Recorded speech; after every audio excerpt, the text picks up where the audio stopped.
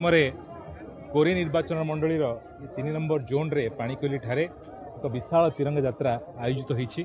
एथिरे हजार हजार संख्यार जनसाधारण कर्मकर्ता माने तथा छात्र छात्री माने जोग दैछन्ति। ए तिरंगा यात्रार मूल उद्देश्य है 80 वर्ष तले जो स्वाधीनता आम पाई से स्वाधीनता आम अनेक जन स्वाधीनता संग्रामी मानकर लुह लहू बलिदान फल पाई। आज से त्याग को से बलिदान को मन पकेबार दिन एवं सेमानंकर जो स्वप्नर भारत गढ़िया से स्वप्न देखी पूरा करने प्रतिज्ञा नबार दिन। तेणु आज आम समस्ते चलतु तिरंगा तले छिड़ा हुई ए देश को महानतम देश में गढ़ी तोलिया समस्त शपथ नवा। एवं बड़ खुशी कथा जे आज पाणीकोइली पंचायतर 21 जन भूमिहीन को पट्टा प्रदान कर राज्य सरकार तरफ पट्टा प्रदान कर परवर्ती काल में बासगृह प्रदान कर निश्चित भाव में आज दिन में आम समस्ते चलतु से महान स्वतंत्र संग्रामी मान स्मरण करवा एवं शपथ नवा जे आम समस्ते ये देश को महान कर गढ़ी तोलिबा। जनसाधारण इतने सामिल होती मो मतरे समस्त मन भितर देश प्रेम भावना जागी उठू एवं समस्ते जड़े जड़े सुनागरिक होगापी चेष्टा करूँ। नरेंद्र मोदी आह्वान क्रमे एवं माननीय विधायक कोरेक नेतृत्व में जो तिरंगा शोभा यात्रा घर घर तिरंगा विगत दिन में कुआखिया ठार अनुष्ठित होता। आज व्यासनगर म्युनिसिपालिटी एक विशाल तिरंगा यात्रा अनुष्ठित होता।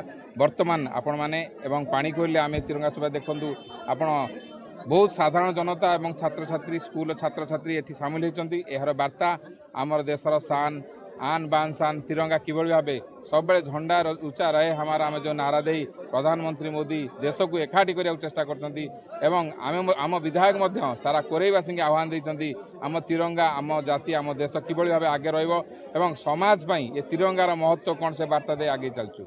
आगामी दिन में आज ताराकोट एवं काचरासाई आउ दुईटी कार्यक्रम रही तिरंगा सभा जार नेतृत्व विधायक ने कोरेवासी सुंदर वार्ता दौरान।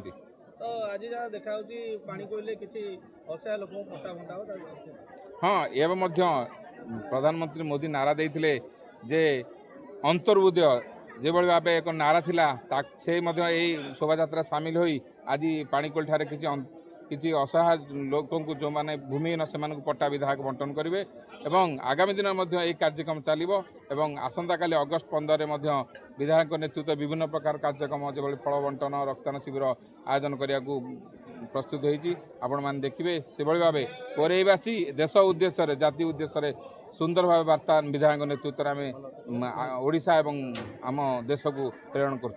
धन्यवाद।